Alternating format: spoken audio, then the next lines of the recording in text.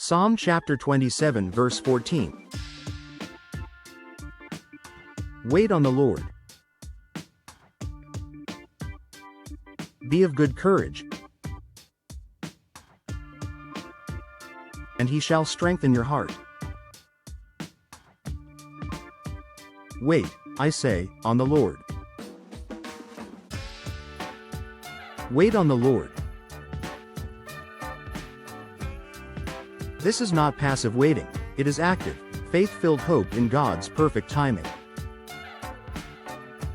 Holy Saturday is the space between death and resurrection, between the promise spoken and the promise seen. Waiting is not weakness, it is worship through uncertainty. To wait means to trust that God is still working, even when we cannot see. Be of good courage. Waiting requires strength, but courage comes from knowing who we're waiting on. David encourages his soul, and ours, not to lose heart in the silence. God is not late. He is preparing resurrection in the shadows. Even in darkness, hope must hold on. And he shall strengthen your heart.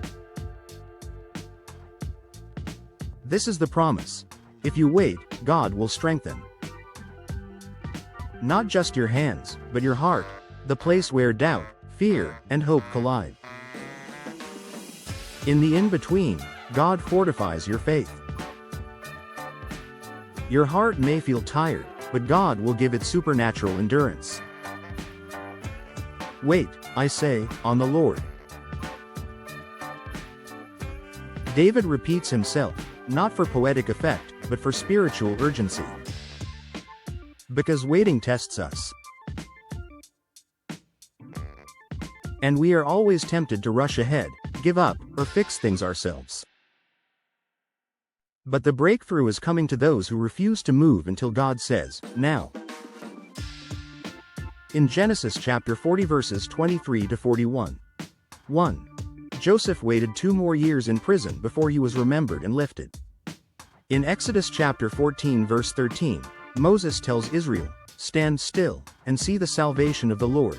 In Isaiah chapter 30 verse 18, the Lord waits to be gracious, and blessed are those who wait for him. In Lamentations chapter 3 verses 25 to 26, the Lord is good to those who wait for him, it is good to wait quietly for salvation. In Acts chapter 1 verse 4, the disciples are told to wait in Jerusalem before the outpouring of the Spirit. In Galatians chapter 6 verse 9, we are promised a harvest if we do not give up in the waiting. Holy Saturday is proof that silence is not absence. It's where the seed is buried before it bursts into life. God was just as present in the tomb as he was on the cross and would be at the resurrection. Today, this promise is for the ones in the middle. For the weary worshiper who hasn't seen the miracle yet. For the believer who buried the dream but hasn't walked out of the grave yet. Wait on the Lord. He's not done. He's strengthening your heart. And resurrection is closer than you think.